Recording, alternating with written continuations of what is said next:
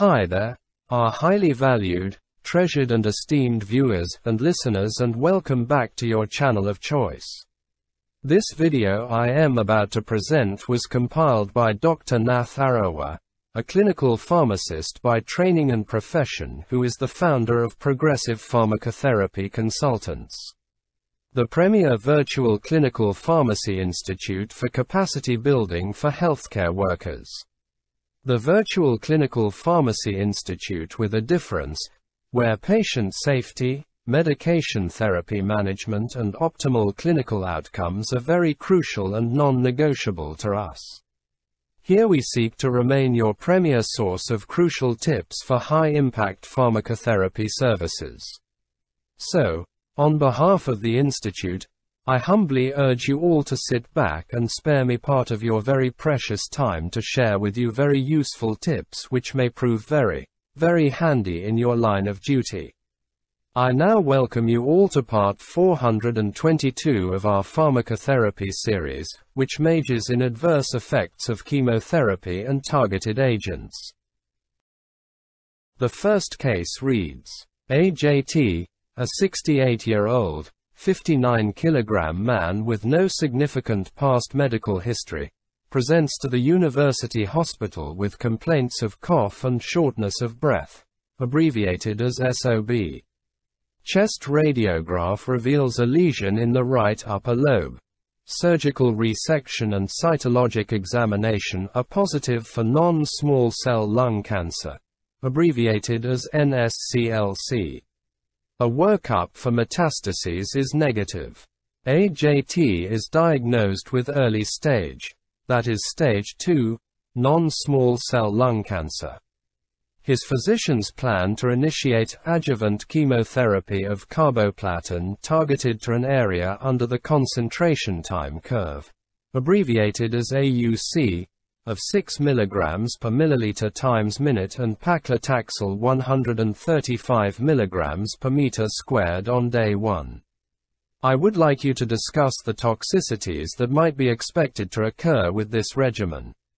What effects on the bone marrow can be anticipated, and how might they clinically appear in AJT? What factors can influence the incidence and severity of these adverse effects? When can AJT expect these effects to occur?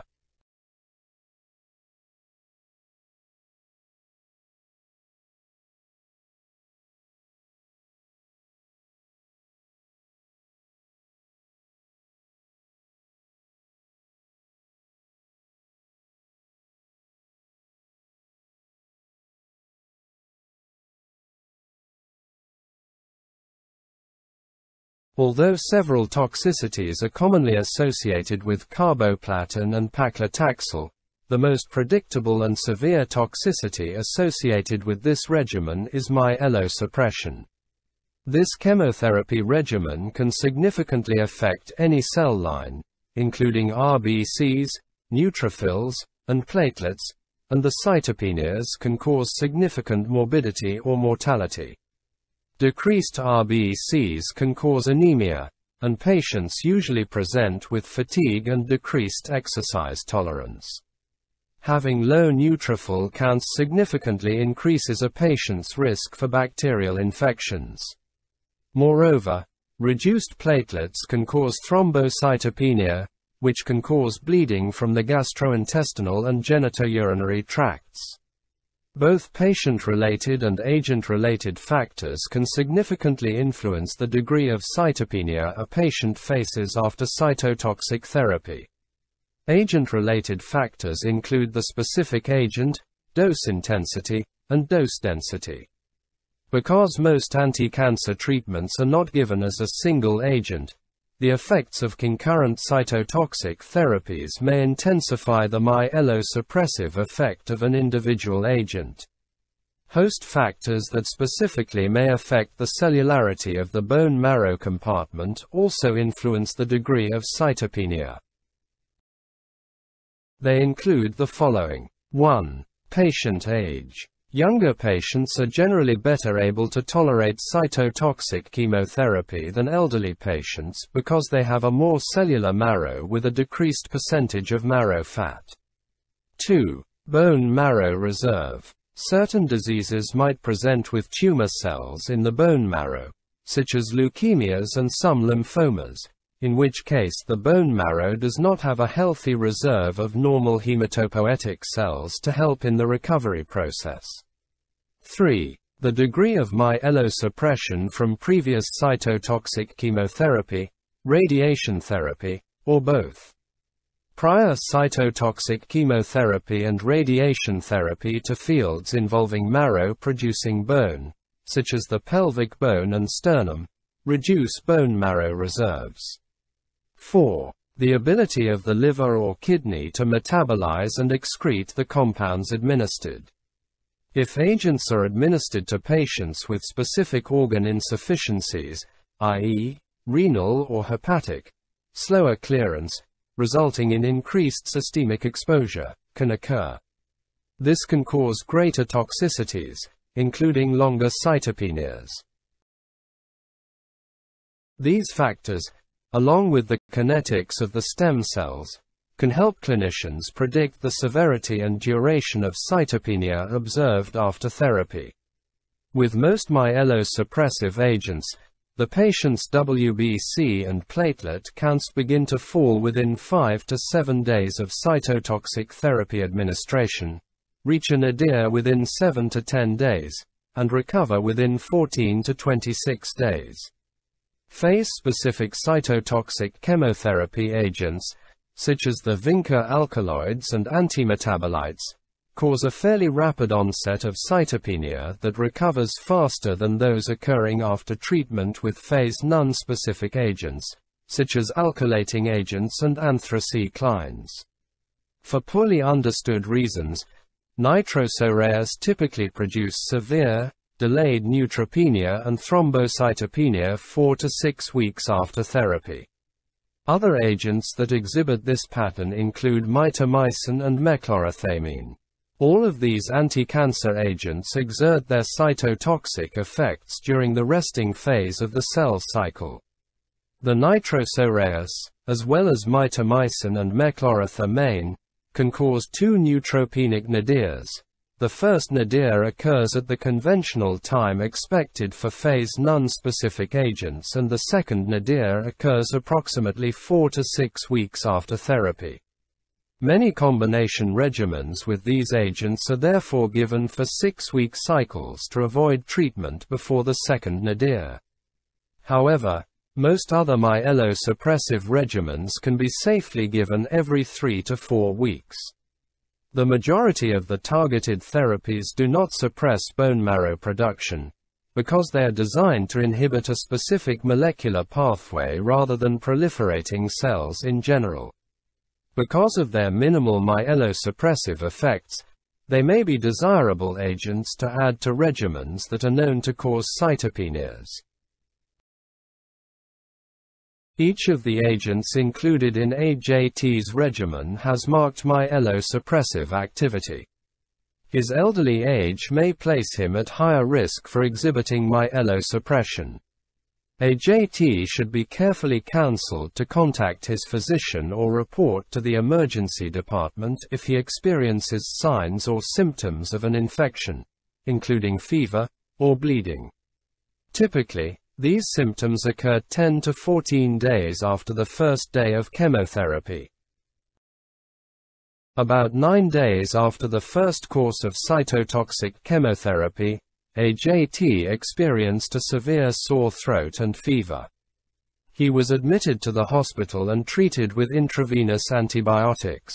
At the time, his WBC count was 300 cells per microliter, absolute neutrophil count, abbreviated as ANC, 50 cells per microliter, platelets, 102,000 cells per microliter, and hemoglobin, 11 grams per deciliter. His fever resolved after 3 days, and all cultures were negative for bacterial growth. It is now 3 weeks after chemotherapy, and he is scheduled to receive a second course.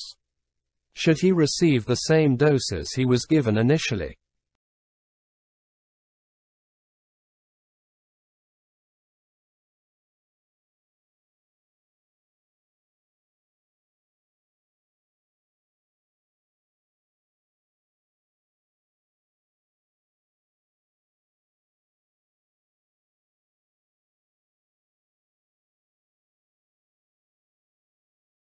One option would be to reduce, usually by 25%, the dose of each agent for all subsequent cycles.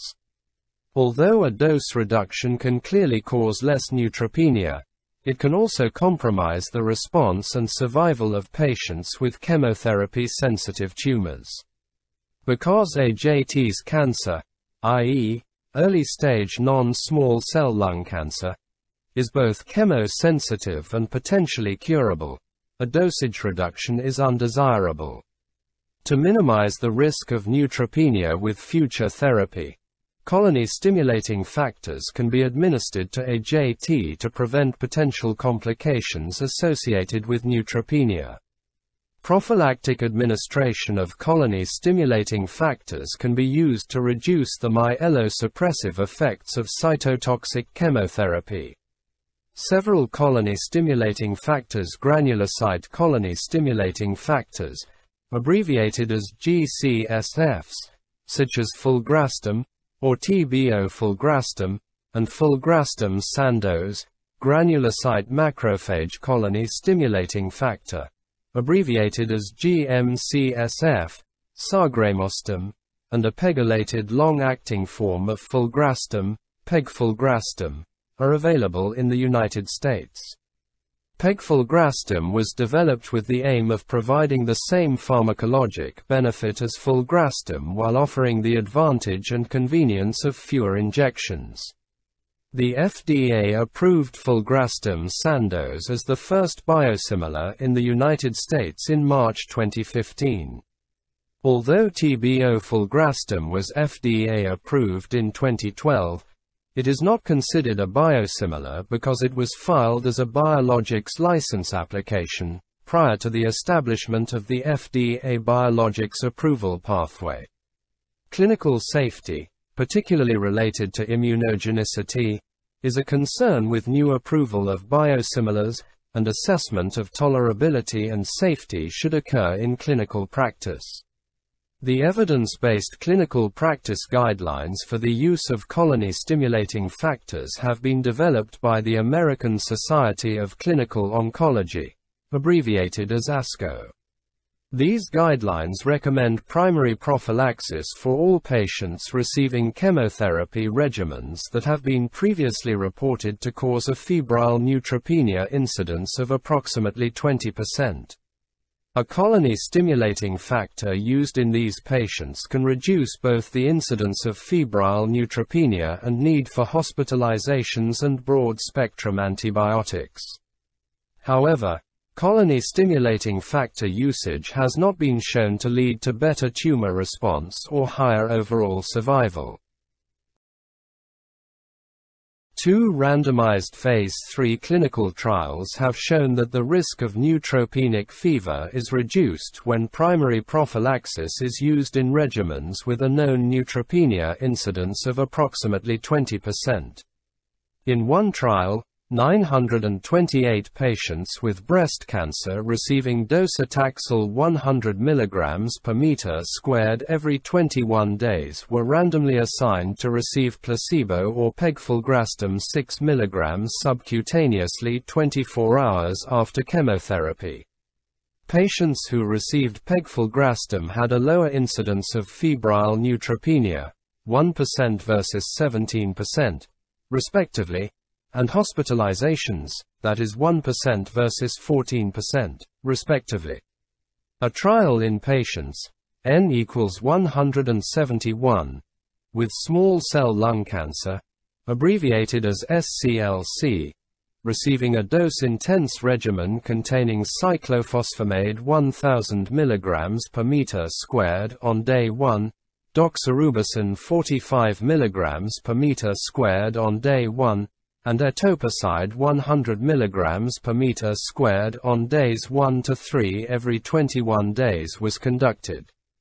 Patients were randomly assigned to receive prophylactic antibiotics with or without fulgrastim. The rate of febrile neutropenia over all 5 cycles was 32% with prophylactic antibiotics without fulgrastim versus 18% with antibiotics and fulgrastim. A meta-analysis of 17 randomized trials including 3,493 adult patients with solid tumors and lymphomas showed that the use of filgrastim as primary prophylaxis reduced the risk of febrile neutropenia and improved the rate of full-dose cytotoxic chemotherapy given on schedule. Additionally, the investigators in the meta-analysis observed a significant reduction in the risk of infection-related mortality. The use of colony-stimulating factors for secondary prophylaxis is recommended by ASCO for those patients who experience a neutropenic complication from the prior cycle, where primary colony-stimulating factor was not used, when a reduced dose or treatment delay may negatively impact the survival or treatment outcome. Because the regimen AJT received does not typically produce a 20% incidence of febrile neutropenia, a colony-stimulating factor was not recommended for him after his first course of cytotoxic chemotherapy. Now that AJT has experienced febrile neutropenia and he has a potentially curable malignancy, a colony-stimulating factor is indicated with subsequent courses of chemotherapy to prevent additional febrile episodes. The next question reads: how should a colony-stimulating factor be dosed in AJT to reduce the severity of chemotherapy-induced neutropenia?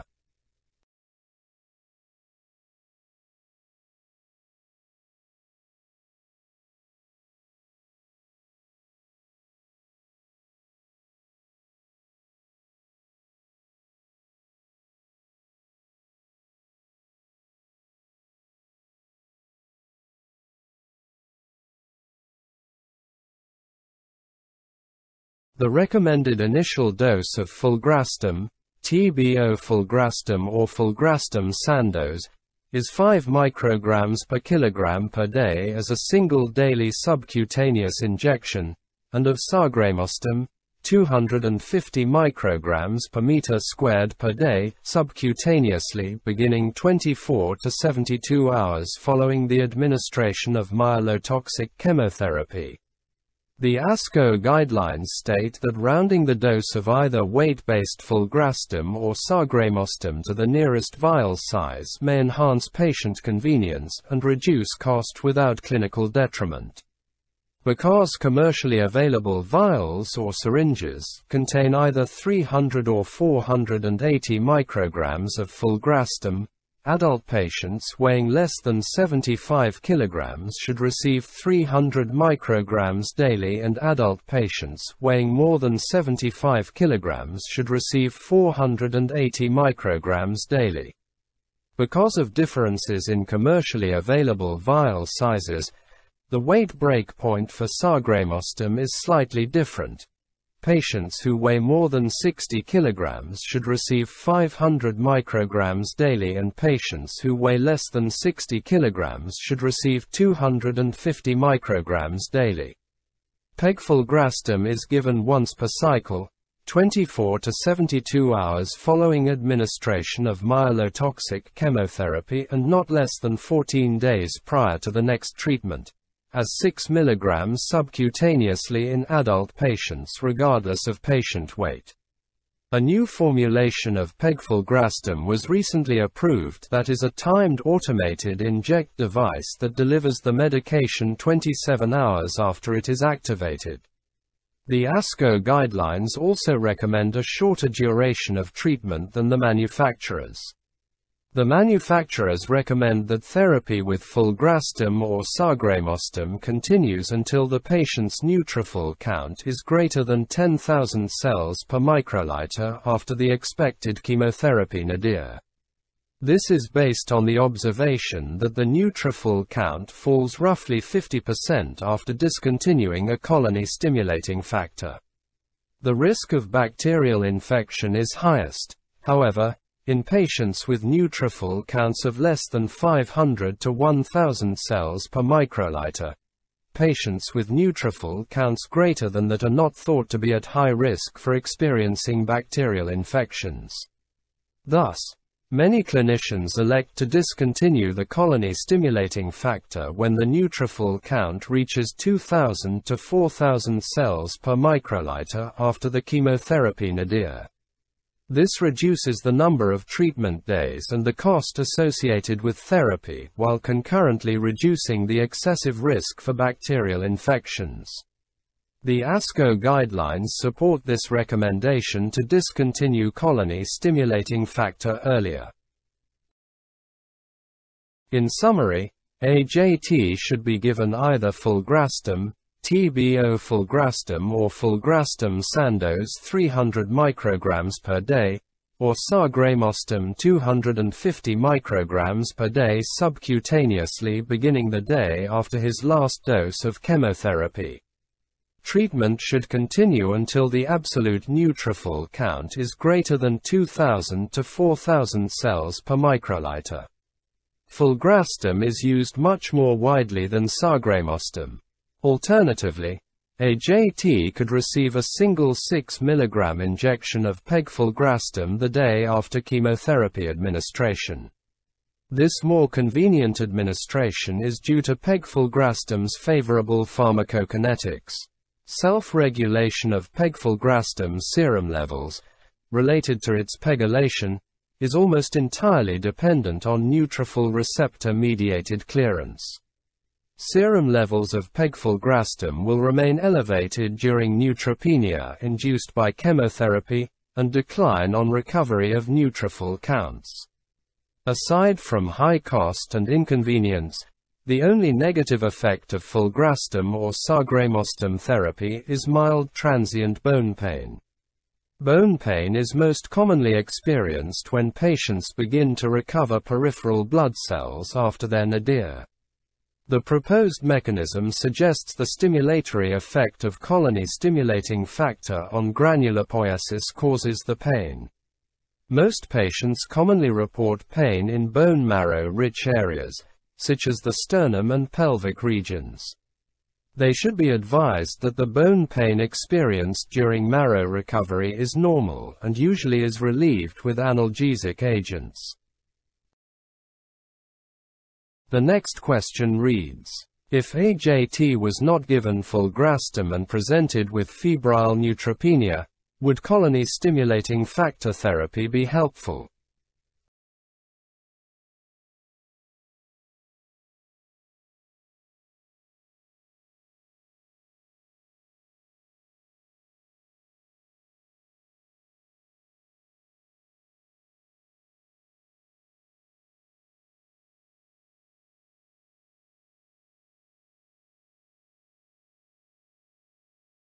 Febrile neutropenia leads to increased hospital admissions and lengths of stay as well as greater morbidity and mortality, so the optimal indication for colony-stimulating factors is as prophylaxis.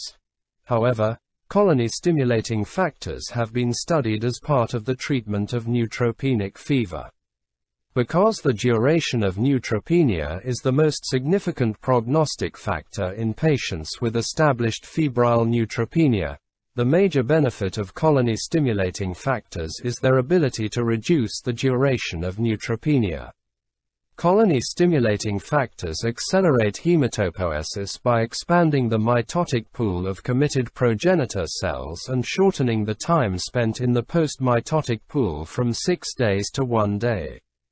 If colony-stimulating factors reduce the duration of neutropenia in patients who present with febrile neutropenia, then morbidity, mortality, and cost should be significantly reduced. The ability of colony-stimulating factors to reduce the duration of neutropenia in patients with established febrile neutropenia has been addressed in numerous randomized, double-blind, placebo-controlled trials and 2 meta-analyses. The combined data for fulgrastim and sargramostim reveal minimal to moderate benefit in reducing hospital stays and no differences in mortality. Furthermore, questions have been raised as to whether all patients with febrile neutropenia require hospitalization. Several studies have shown equal efficacy and safety with increased cost-effectiveness of outpatient treatment of febrile neutropenia. Although colony-stimulating factors do appear to hasten neutrophil recovery, the true cost-benefit ratio associated with the use of these products in established febrile neutropenia remains to be determined. The ASCO guidelines currently do not support routine use of colony-stimulating factors in patients with febrile neutropenia, although they do recognize that certain patients with febrile neutropenia and high-risk features predictive of clinical deterioration, e.g., age older than 65 years, pneumonia, fungal infection, hypotension, sepsis syndrome, uncontrolled primary disease, may benefit from use of colony-stimulating factors. We will now briefly look at thrombocytopenia. The reduction in platelets is another common myelosuppressive toxicity seen with chemotherapy. Most commonly, thrombocytopenia is managed via the use of platelet transfusions and modifications to the chemotherapy dosing scheme. Although oprelvecin, a thrombopoietic growth factor, is indicated to prevent severe thrombocytopenia and reduce the need for platelet transfusions after myelosuppressive chemotherapy in patients with non-myeloid malignancies at high risk for developing severe thrombocytopenia, it is rarely utilized in clinical practice due to limited efficacy and potential adverse effects. The majority of clinicians do not incorporate the use of oprelvecin into care for patients with chemotherapy-induced thrombocytopenia, and use is not considered part of the standard of care. The use of thrombopoietin receptor agonists, romiplostim and eltrombopig, is being investigated. These agents are both approved for the treatment of idiopathic thrombocytopenia purpura, but only case reports and phase 1 trials have looked at the use of these agents for chemotherapy-induced thrombocytopenia and are not to be utilized in this setting.